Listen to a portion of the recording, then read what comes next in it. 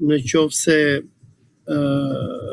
regjimi amerikan i presidentit Donald Trump do të arrijë që të imponohet Izraelit dhe Benjamin Netanyahut. Për personat që e njohin geopolitikën e rajonit, por edhe politikën amerikane, dihet që kjo nuk ishte luftë e Donald Trumpit, amerikanët nuk donin që të bënin luftë, por kjo është luftë e regjimit gjenocidal izraelit, një regjim i cili ka synimin e tij zhdukjen e të gjithë vendeve dhe popujve musliman dhe krimin atij që njihet si Eretz Izrael. Lufta e cila ka sjellë edhe këto bisedime tani për paqe, që nisi në datën 28 shkurt të vitit 2026, pasi kriminali i luftës Benjamin Netanyahu vrau mikun e Haxhi Hafiz Sabri Koçit, Hoxh Ali Khamenein, nisi nga Izraeli me qëllimin e Izraelit apo dëshirën e Izraelit për të bërë atë që njihet si regime change apo ndryshim regjimi i Iranit. Lufta më e fundit ndërmjet Iranit dhe SBA-s është pjesë e një seri luftrash që amerikanët nisën që prej rënies së Bashkimit Sovjetik, ku i nisën luftrat e tyre me Irakun, vazhduan me Afganistanin, Sirin, Libin, Jemenin, Somalin, Sudanin dhe gjitha ato vende muslimane të cilat mbështesnin Palestinën. Por fillimi i kësaj lufte, luftë që zgjati 40 ditë, pardje kanë qenë 40 ditët e vrasjes së Imam Aliut, treguan që SBA-t nuk e mundin dot Iranin në luftë konvencionale dhe amerikanët tani më janë detyruar që të ulen dhe të bëjnë bisedime. Dërgimi i zëvendës presidentit amerikan, James Vance, në Pakistan, tregon pak a shumë në një farë mënyre kapitullimin e amerikanëve. Ata e panë që me luftë konvencionale nuk e mundin dot Iranin, vetëm nëse do përdornin bombën nukleare. Dhe përballë bombës nukleare amerikane, iranianët kanë atë që unë e quaj bombën nukleare ekonomike të Iranit, e cila është mbyllja e kanalit Hormuzit. Ndërsa amerikanët kanë fuqinë ushtarake që ta fshin Iranin nga faqja e dheut, iranianët, sigur po tregojnë, kanë mundësinë që ta shkatrojnë ekonominë e njerëzimit duke kontrolluar naftën dhe industrinë e petrodollarit amerikan. Prandaj në këto momente amerikanët nuk i kanë kartat që kanë iranianët, nga që karta e iranianëve është ngushtica e Hormuzit, por një nga kushtet kyçaj që iranianët i kanë vënë amerikanëve është që t'i vëjnë lakun në fyt Benjamin Netanyahut, ta detyrojnë Izraelin që të tërhiqet nga Libani dhe të japi fund agresionit kundër Libanit. Dhe sikur lexojmë nga media të ndryshme, është që si hapin e parë për të treguar atë që njihet si goodwill apo dëshirën e mirë amerikane, amerikanët kanë rënë dakord që të lirojnë fondet që ata i kanë bllokuar Iranit në për banka të ndryshme të botës. Lirimi i fondeve iraniane besoj unë që duhet të jetë hapi i parë, por unë besoj që iranianët do të jenë shumë strikt me amerikanët, ndër të tjera unë besoj që, domethënë ata i kanë kërkuar amerikanëve që të heqin sanksionet parësore dhe dytësore. Me sanksionet dytësore nënkuptohet që edhe sanksionet që Iranit janë vënë nga Republika Bananesh si puna e regjimit të Edi Ramos, i cili edhe mbylli ambasadën iraniane dhe shpalli Iranin shtet terroristë të tjerë që gjitha këto të hiqen. Pra ngjelet për tu parë se çfarë do të ndodhi në bisedimet që supozohen të bëhen sot në Islamabad. kush fiton, po themi, nga këto bisedime, pra, dhe kush mund të jenë fituesit në këtë rast? A ka një fitues? Deri në datën 28 shkurt, humbësi më i madh ka qenë Irani, nga që Republika Islamike e Iranit që prej vitit 1979, kur ata bën revolucionin dhe përmbysën shahun i cili ishte kukull e amerikanëve, kanë vuajtur pafund luftra, kërcënime, shantazhe, sanksione etj. Që nga sulmet që drejtohen kundër Iranit nga Shqipëria nëpërmjet terroristëve mujahidin iranian, te vrasjet që Izraeli ka bërë iranianëve kudo nëpër botë, sulmet kundër rezistencës për shlirimin e Palestinës, te sanksionet dërmuese që kanë ndodhur kundër Iranit. Për shembull, për shikuesit tanë, ata mund ta mbajnë mend protestat që ndodhen në Iran në dhjetor dhe në janar të këtij viti. Gjitha këto protesta kanë qenë si pasojë e goditjes amerikane ndaj realit iranian, ekonomisë iraniane etj. Por unë mendoj që nëse këto bisedime përfundojnë, Irani do të jetë pala e fituar.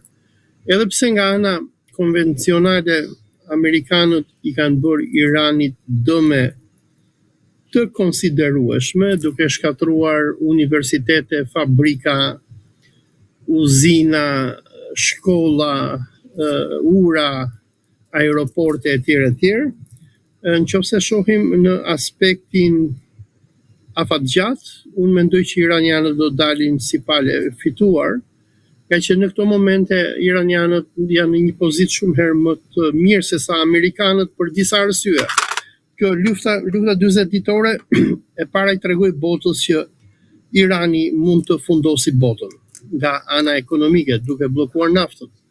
2, këto regjimet apo diktaturat kukulla zioniste arabe të gjirit persik, sikur Arabia Saudite, Katari, Bahreini, Emiratet e Bashkuara Arabe, Kuvaiti, jo vetëm që u goditën në mas nga Irani, por edhe protektorët që mbanin këto diktatura, që janë bazat amerikane, u goditën dhe u shkatruan shumë, dhe ai miti i pamposhtmërisë Amerikës tani më ka rënë edhe në sytë e arabëve. Dhe këto regjimet arabe, të cilat deri dje kishin pak a shumë këtë mitologjin që kanë shqiptarët edhe kosovarët që thonë Allahu në qiell dhe Amerika në tokë, e kuptuan që Amerika është një tigër prej letra. Dhe derisa zëvendës president amerikan po shkon në Pakistan, që të ulet edhe të bisedojë me iranianët, tregon që Irani ka fuqi që ta projektoj forcën e tij përtej kufive të tij dhe në rang global. Gjëja tjetër është që Irani ka fituar simpati ndërkombëtare dhe për personat që kanë ndjekur zhvillimet në NATO dhe në BE, kësaj here, por ndryshe sikur ka ndodhur në të kaluarën, ku perëndimi dhe në veçanti NATO ishte në krah të Amerikës, kësaj here ata e lanë Amerikën në palë. Kjo mund shihet edhe në ato tweetet e dëshpëruara të Donald Trumpit, ku ai kërkonte NATO-s hajdeni në ndihmoni, sillni flota të hapim Hormuzin etj. Ku si britanikët, si spanjollët, si francezët, si gjermanët, si italianët i thanë Trumpit good luck. Kjo është lufta që ti nise për Netanyahu, vazhdo dhe bëhet luftën vetëm. Dhe në këto momente Amerika është më e dobët se sa kurrë. Donald Trumpi e ka dobësuar shumë politikën e jashtme amerikane, me ofendimet që i bën udhëheqësve të ndryshme të botës, me kërcënimet. E duhet kuptojmë diçka që përpara datës 28 shkurt, armiku më i madh i Evropës ishte Amerika, nga që Donald Trumpi po kërcënonte një vend të BE-s dhe të NATO-s, që është Danimarka, me pushtimin e territorit të tij që është Groenlandës. Pra në këto momente Amerika është e izoluar, është e dobët, ai qëndron vetëm me regjimin kriminal të Izraelit, ku vetëm Shqipëria e Edi Ramës qëndron me ata, dhe është detyruar që të ulet në bisedime dhe Kjo tregon që Irani po del si palë dominuese. Mbrapa Iranit, sigur pam edhe rezolutën më të fundit të Këshillit Sigurisë të OKB-s, ku Bahreini kërkonte që të autorizonte përdorimin e forcës në Këshillin e Sigurimit të OKB-s kundër Iranit. Kërkesa e Bahreinit u refuzua me veton e Rusisë, Kinës, por edhe të Francës, tregon që Irani ka arritur që të bëjë aleancë jo vetëm me aleatët e tij historik, Kinën edhe Rusinë, por edhe me vetë NATO-n. Prandaj domethënë në këto momente pala që ka edhe gurin edhe arrën, duket që janë iranianët dhe koncesioni që amerikanët sapo i kanë dhënë Iranit në këto momente, që do t'i zhbllokojnë llogaritë e bllokuara nëpër bankat ndërkombëtare, e cila do ketë impakt edhe në Shqipëri për personat që e njohin Iranin mirë, sigur e njohun që nga viti 2016, kur në Shqipëri u sollën mujahidinët, 2017-ën, qeveria e Ramës bllokoi llogaritë bankare të iranianëve, dëboi fondacionet iraniane etj. Këto me urdhër të Mossadit edhe të mujahidinëve. Zhbllokimi i këtyre sanksioneve do thotë që Irani po bën një fitore jo vetëm në SBA, por një fitore e cila do të ketë impaktin e saj edhe në Shqipëri apo edhe në Kosovë, ku që nga viti 2015 amerikanët dhe izraelitët i detyruan qeveritë shqiptare që të dëbojnë iranianët nga territoret e tyre. Në këtë rast, a mendoni se G.D. Vance është njeriu i preferuar, po themin thojza i iranianëve për të biseduar në mënyrë që gjithë ecuria e negociatave të shkojnë në mënyrën e duhur? Unë besoj që G.D. Vance është njeriu i duhur për shumë arsye, për personat që kanë lexuar një artikull nga New York Times-i për meselen se si ndodhi shkuarja në luftë e SBA-s kundër Iranit, ku New York Times-i tregonte që ishte Netanyahu i cili me shefin e Mossadit takuan Trumpin në shkurt, duke i treguar atyre që nëse vrasim Imam Ali Khamenein do ta rrëzojmë regjimin etj. Dhe në bisedimin që janë bërë në Shtëpinë e Bardhë, i vetmi person që ishte kundër kësaj lufte ishte J.D. Vance e para.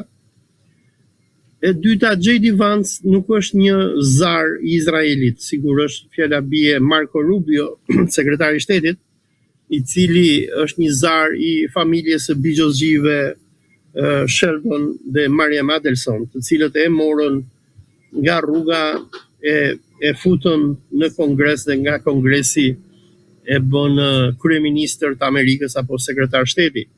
Dhe Vansi është person që ka integritet, është person që është trim, dhe mbi të gjitha është anti-izraelit. Këtë domethënë mua më kanë thënë izraelit, persona të afërt me qeverinë e Netanyahut, dhe ata e shohin Vansin me shumë frikë, dhe ata kanë edhe lobi zionist ka dhe i frikë që në rast se një ditë Trumpi vritet, sepse dihet që Trumpi në lobi zionist e kontrollon nëpërmjet dosjes Epstein, nëpërmjet agentit të tyre Jared Kushner, që është edhe burri i vajzës tij etj. Ama lobi zionist në Amerikë, Vancin e ka shumë frikë nga që Vanci është shumë anti-izraelit. Ai është nga ata që njihet si American Firster, apo ata që duan Amerikën të parën dhe nuk duan që Amerika të vazhdojë të sakrifikohet për Izraelin dhe terrorizmin zionist në përbot. Dhe mendoj që Vanci është personi i duhur, ndryshe nga Jared Kushneri, i cili është agent izraelit, dhe Witkofi, që Trumpi e ka të dërguarin e tij special, ku këta të dy janë hajdutë dhe ignorant, Jared Kushneri të cilit Rama i ka premtuar edhe ishullin e Sazanit, që do të vjedhë tokën shqiptare, apo Witkofi, i cili është një menaxher ndërtimi, puna e cilit është të shtrojë pllaka edhe të vëjë dyert edhe penxhere nëpër pallate. Vanci është një person i cili e njeh mirë politikën dhe mbi të gjitha është një patriot amerikan.